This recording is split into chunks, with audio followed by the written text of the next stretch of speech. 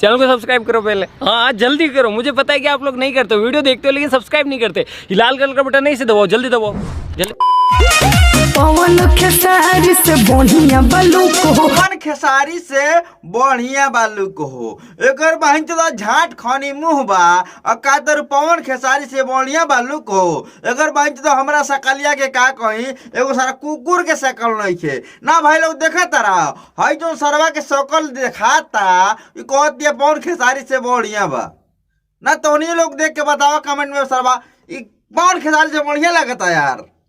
भाई का भौजी बकैली सरवा सीधे सीधे कहो ना हमरा झाट खाने लइका पसंद बा। बाप रे ये तो धोती खोल रहा। पवन खेसारी से बढ़िया बालू को हे भाऊजी यह बतिया बेरी बेरी कह के हमार झटिया जनी जा रहा तू ठीक बा कहे से जौन आदमिया के तू कह तारू की पवन सिंह खेसारी से बढ़िया बालू को ओसे बढ़िया तो सरवा हमारे गांव में एगो पागल घूमता जो ना कि कोनो रवे नहीं खे रहेला ठीक बा वही से तू बियाह कला समझ ला तार जोड़ी फिट हो जाई समझ लू 4-5 गो लइका सलिए भर के भीतरे हो जाइए तो हर कहल छूट जाई कि मर्दा के ठोकला से लइका ना होला बुझलू। देखी देखी उठेला कर जावा में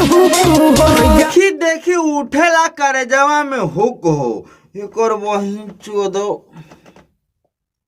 ए भाऊजी होय हमार सामान ना जब तोहरा के देखेला तब हइसे हइसे करेला कसम से कहतानी यार एक बेरी एक टिप दे दा ना चढ़ जाते होली में बुखार भौजी चढ़ जाता होली में बुखार भाऊजी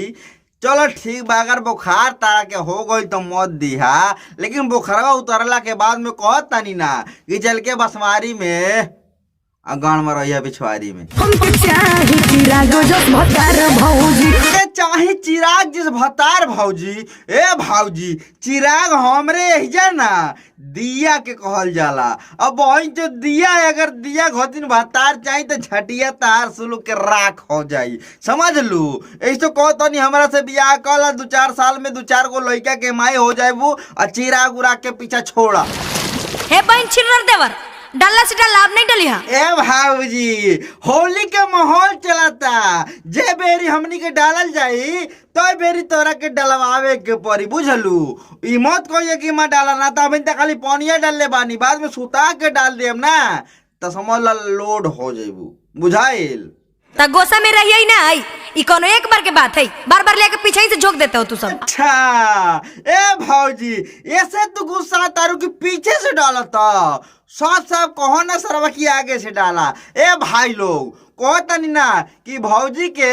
आगे से डाला मोड़ दे ठीक बात के पीछे से डाल के भौजी के गुस्सा में कह दे तारा आगे सामान डाले वाला बात के पीछे से कहा डाला तारा टुनटुनवा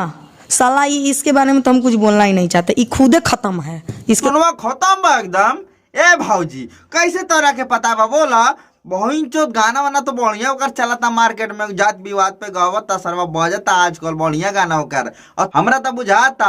कि हई करे खातिर ना बोले ले रहलू सरवा आधा घंटा 1 घंटा ना चल पाइल हो यही से तू कहता खत्म बा इसके बारे में हम का बोले ना ना ये भौजी तू बोल दा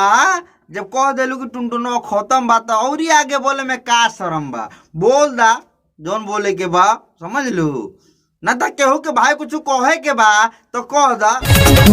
खेसारी पर भर कलबिया भर मुहेली का कौन चीज दे तारा तू अगर साफ साफ कह ना या कौन चीज लेवे के चाह तारा तान्या झा से मर्दे खेसारी भैया भैया कतिल लमका या गोल का